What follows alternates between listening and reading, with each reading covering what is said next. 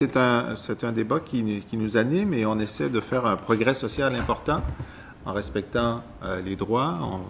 Donc on est un peu à tâtons, à essayer de voir comment on peut faire ça. Je vois que plusieurs de vos recommandations recoupent ce qu'on a entendu à la fois de la Commission et à la fois d'un grand nombre de groupes qui s'y intéressent.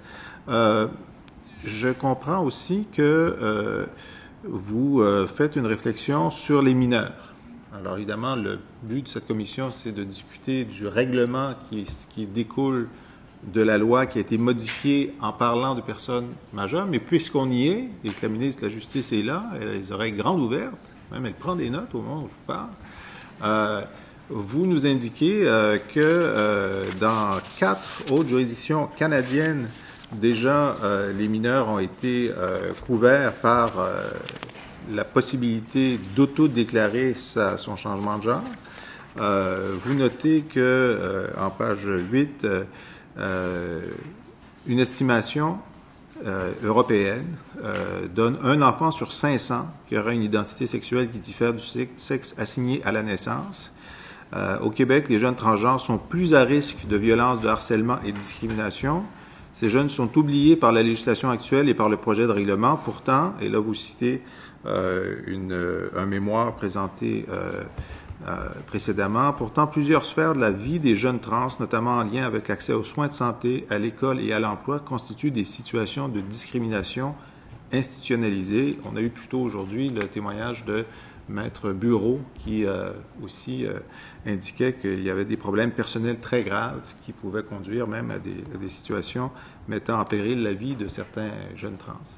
Alors, vous êtes le barreau du Québec, donc c'est pas rien.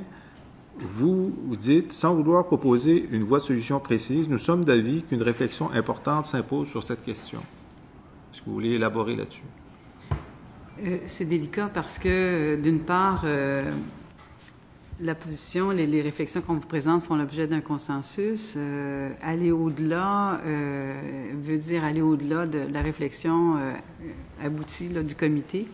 Et c'est pas nécessairement entériné à ce moment-ci là, par le barreau. C'est certain qu'il y a des questions avec lesquelles, si vous le désirez, on peut repartir, discuter et vous revenir par écrit si c'est opportun de le faire. On a quand même regardé certains mémoires. On est sensible, je suis certaine, comme vous l'êtes, à ce qui vous a été présenté. Je sais que demain, vous recevez le Dr Gauche, qui est un spécialiste au Montreal Children's Hospital, l'hôpital pour enfants de Montréal, sur la question. C'est parce que si on part du principe que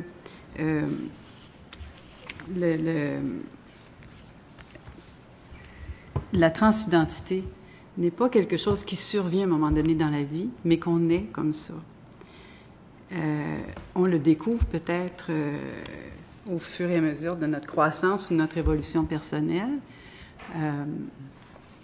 À ce moment-là, il est certain que les jeunes, les mineurs qui font face à cette situation-là, à cette identité autre, rend leur compréhension d'eux-mêmes beaucoup plus compliquée. Et à ce moment-là, je pense que le législateur doit peut-être se pencher sur les moyens pour faciliter leur cheminement.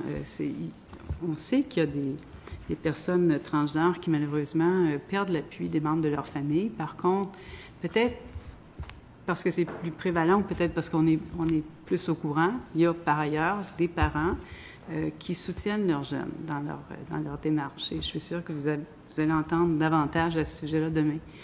Alors, je pense que sans trop s'avancer, ce qu'on pourrait peut-être vous proposer ou réitérer, c'est que il y a des besoins aussi importants, sinon peut-être plus, dans le sens où ces jeunes-là sont plus vulnérables parce que moins équipés, parce que moins matures psychologiquement, et qu'ils font, comme les adultes, face à des situations de discrimination dans divers milieux. Ils ne sont pas équipés ni légalement, ni outillés psychologiquement pour se débrouiller avec ça sans aide. Là. Lors de la discussion de la modification du Code civil, est-ce que le barreau avait une position sur cette question-là, mineur, majeur? Pas comme tel. Je pense pas que c'était une position aboutie, non. D'ailleurs, on s'est rendu compte un peu en préparant le mémoire que les mineurs ont été omis parce que justement, quand on parlait du Code civil, on parlait d'une situation concernant les majeurs. Alors, c'est un peu normal, si vous voulez, que ça rentrait pas dans la discussion.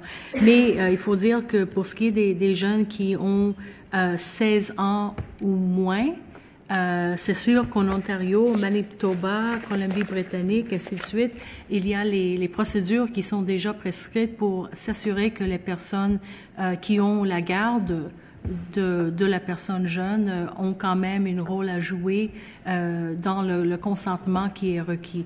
Alors, je pense que ça vaut la peine et on encourage encore le législateur d'y penser parce qu'évidemment, pour les mineurs, comme Maître Paiement vient de souligner, ils subissent des problèmes importants de discrimination, de transphobie. Or, il faut y penser, il faut avoir une réflexion là-dessus. Et ça vaut la peine de regarder dans les autres juridictions que je viens de mentionner ce qu'ils font parce que les procédures sont déjà en marche.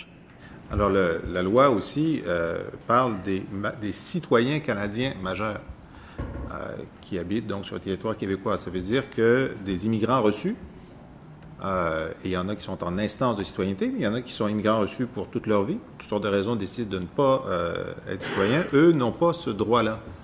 Est-ce que vous êtes penché sur cette question-là aussi? Le problème, c'est que on parle du certificat de naissance. Bon, alors, si la personne est née au Canada, c'est pas la situation dont vous parlez. Si la personne est née ailleurs, il va falloir que le certificat de naissance de l'autre place soit changé. Évidemment, le Canada, le Québec n'a pas de juridiction pour exiger à une autre juridiction de changer sa loi. Alors, c'est un peu en fonction de la réalité de la situation juridique qui fait en sorte qu'il y a un problème. Pour les gens qui sont les immigrants reçus, ça serait encore le même problème. Le certificat de naissance vient d'où?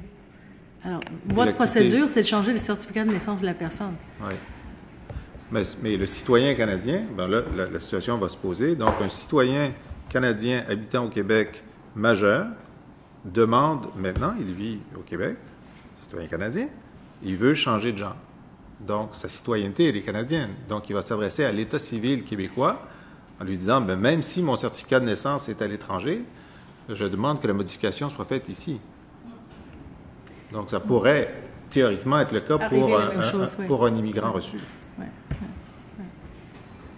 Alors, je vous laisse cette colle-là pour une prochaine fois. Je vous laisse réfléchir. On ne s'est pas penché spécifiquement sur le cas de la personne immigrante reçue, mais bien sûr, ces gens-là bénéficient, comme tous les Canadiens et les Québécois, des mêmes protections juridiques. Normalement. 30 secondes. Bon, ben, c'est parce que, à la lumière de ce débat-là, on voit qu'il y a un certain nombre de choses aussi dans nos procédures, dans nos prisons, dans notre système de santé, dans le système d'éducation, où il vaudrait la peine de faire un genre de plan omnibus pour régler une fois pour toutes, enfin, pour cette fois-ci, dans cette génération. Et donc, ça fait partie de ça. Et je vois que vous préconisez la mise en place de politiques, de directives et de procédures d'accompagnement par un comité multidisciplinaire. Est-ce que vous le voyez, ce comité, comme répondant aux besoins de l'individu ou comme répondant aux changements sociaux qui découlent de la présence des trans? En 2 secondes. Première? OK. D'accord. Les individus.